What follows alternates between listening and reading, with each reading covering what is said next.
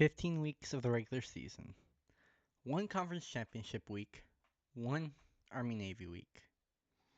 And now that they've all passed, it's time for the college football playoffs.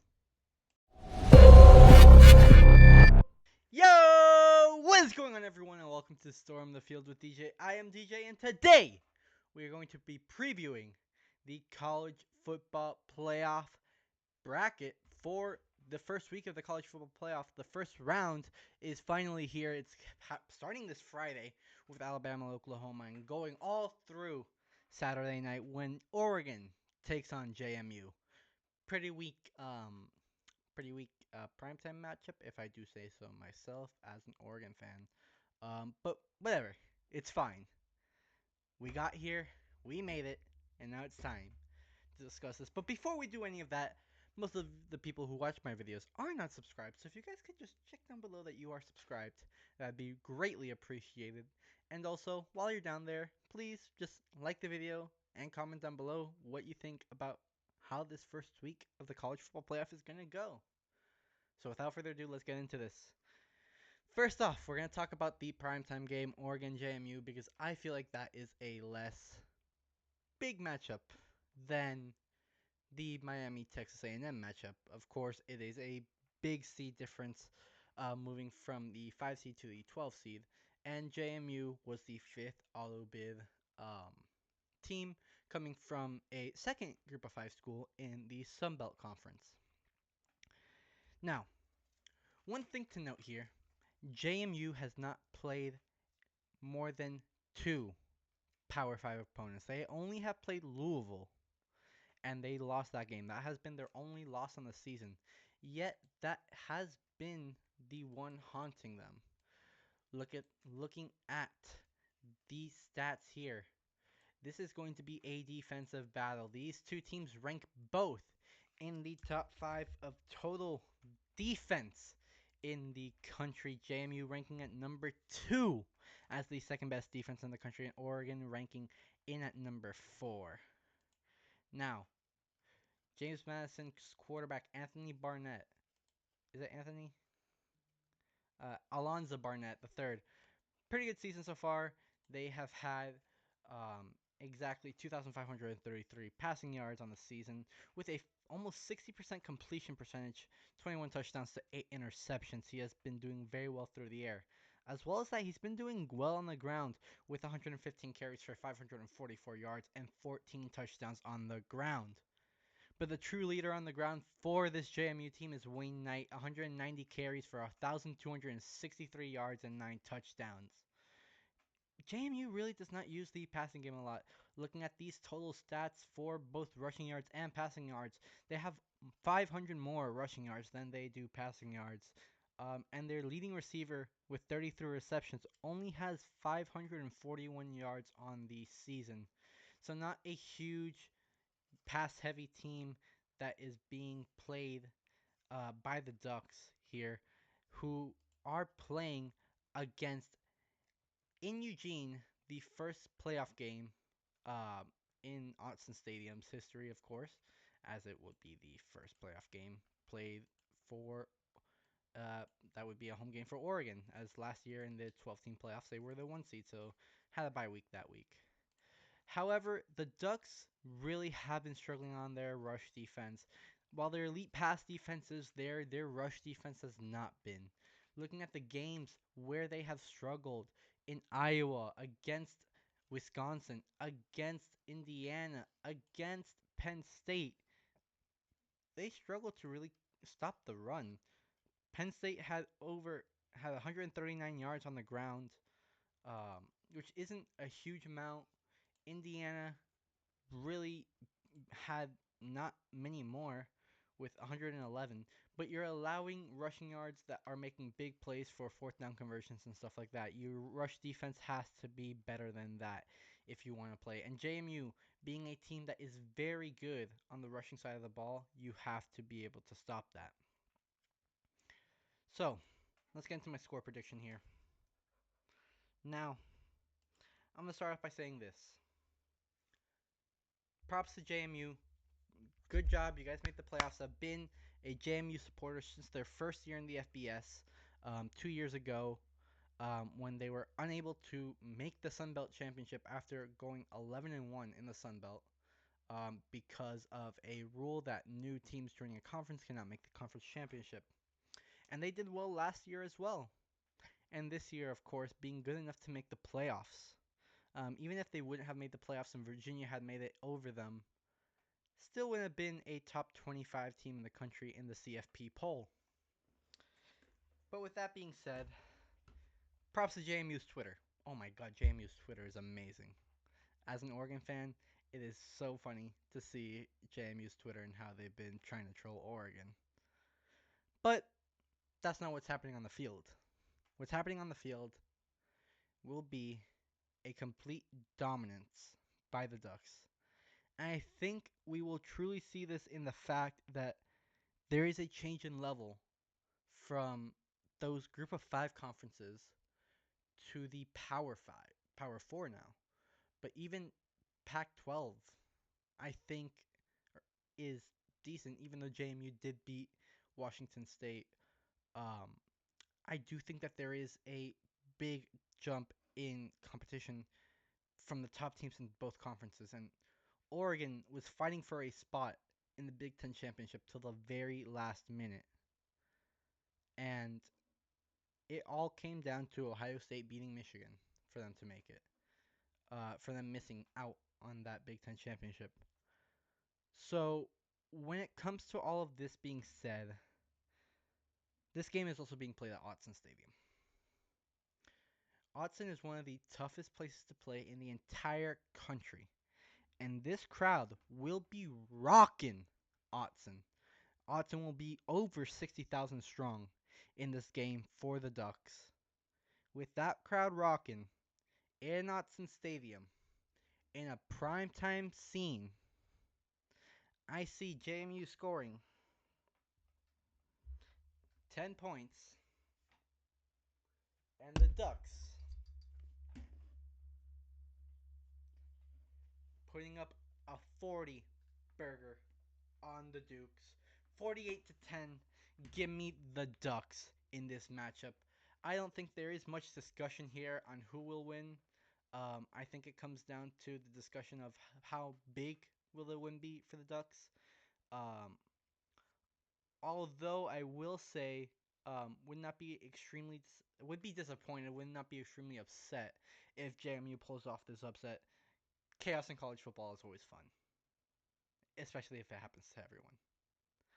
But let's get into the biggest game of this first week of the college football playoffs. And by that, I of course mean the Miami Hurricanes traveling over to College Station to take on the Texas A&M Aggies, the two teams that beat Notre Dame this season in the regular season. First two losses for Notre Dame, first two teams to beat a ranked opponent. Um, that's actually, I'm not sure if that's a fact. A high ranked opponent, better said. Um, Actually, LSU beat Clemson. Never mind, forget that last statement. But point is, these are two great teams. These are two great teams, and I think it is going to be a hell of a matchup. These two teams match up super well. These are two of the best trench teams in the country. Miami's O-line, of course, is outstanding, but so is Texas A&M's. And of course, you have that nasty Miami D-line. But Texas A&M's is also no joke. Looking at some of these stats for the Texas A&M defense, I mean, just look at this right here. Cassius Howell, 11 and a half sacks on the season. That is no joke to be laughing at. 11 and a half sacks is not easy to come by in college football. Then you also have Dayan Hayes with 4.5.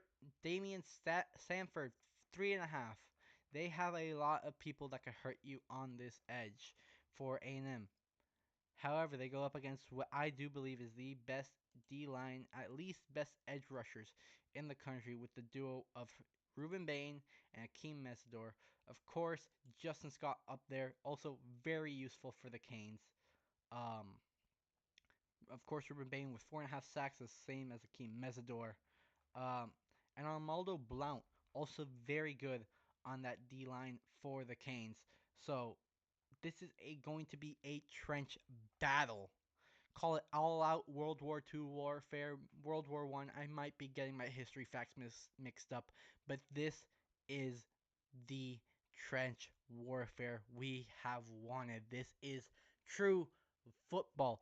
Two big boy teams with big boy lines facing off against each other.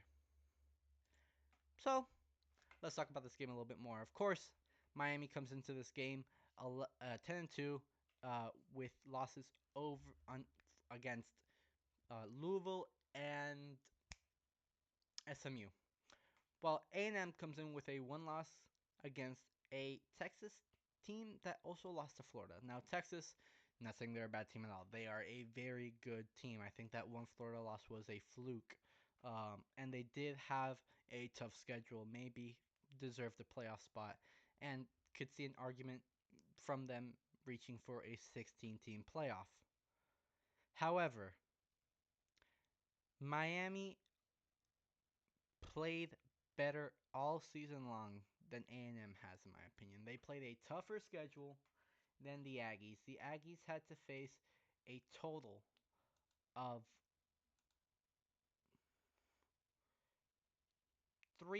four ranked opponents all season, um, and now facing off against their fifth. And two of those ranked opponents were number 22 Mizzou and number 20 LSU. They were not high ranked opponents. Miami, throughout the season, had to face also four ranked opponents, with four of them or three of them being inside the top 20 at the time that they were played, and one of them being a completely dominant win over South Florida. And Miami seemed to have dominated all the games against ranked opponents, at least until the fourth quarter. Of course, Notre Dame ended up trying to come back in that game. Miami was dominant in the first three quarters of that game. Same with Florida State. Florida State tried to crawl back, but Miami still was able to hold off and win that one after being dominant in three. So, let's talk about some keys to the victories for this one. Miami has to, well, this one for both teams, I guess. They have to play the trenches well. They have to play it clean. They have to play it well. You cannot have a penalty ridden game by either one of these teams if they want to win. Carson Beck also has to lower the turnovers. Now, he did do very well these past couple games on the turnover game. I having only a couple of interceptions in the last couple games after having a lot in the 3 game losing streak, or 2 game losing, the 2 games that Miami lost, where he had a combined total of 6 interceptions, which was a I want to say 60% of total interceptions on the season happened in 2 games. But we cannot have that happen against A&M. A&M will be able to capitalize um, on those mistakes by Carson Beck and be able to capitalize and score points. Miami, they need to look out for the two key receivers on this Texas A&M team. Of course, you got the shock play. Great receiver in Mario Craver, 825 yards on the season. But you also have someone Miami knows pretty well in Casey Concepcion, former NC State wide receiver, now leading the Aggies in receiving this season. Uh, Miami has to watch out for both of those. The loss of Keontae Scott is going to be very big and I think apparent in this game. But I also think Miami's secondary is able to cover those two guys. That's something very big for Miami if they want to win this game. And finally, keep the quarterback contained. Marcel Reed is the second highest rush yard leader for the A&M Aggies. They cannot allow Reed to run. If they allow Reed to run, they are going to get beat. Now for A&M, I think the first one is pretty obvious. Stop Malachi Tony. Malachi Tony is a do-it-all true freshman for the Hurricanes. He, I mean, he has passing touchdowns, rushing touchdowns, and receiving touchdowns all in the same season and multiple of each. I mean, he has two passing touchdowns. He has one rushing and seven receiving. He is insane. You have to stop Malachi Tony. If you don't stop him, he's going to be a big problem for your defense. And the good thing about Malachi, he does not go in one space. You have to cover him in every single position that Miami puts him in. Second one, that O-line has to push. Mark Fletcher is a great running back, especially getting yards after contact when it looks like he should be down. He is never down. He keeps pushing, but that O-line needs to help him out with that. He is a very strong back with very powerful legs, and they need him to do well on those plays that he should be down, but they are able to push him through. Gerard Pringle has to also be stopped. Cannot allow Pringle to get to the outside. That's a very important one on the offensive side of Miami's offense that has to be stopped by A&M. Finally, I know this was said. Um, I'm not sure if you guys have seen the clip, but there has been some trash talk from these A&M players talking about Ruben Bain not going to be an issue in this game. And I will say it right now. That is a complete lie. But if somehow they are able to make a Ruben Bain a non-issue in this matchup, A&M will come away with a victory, almost 100% sure of that one. So, with that being said, let's get into the score prediction. I'm going to put A&M at 24 and Miami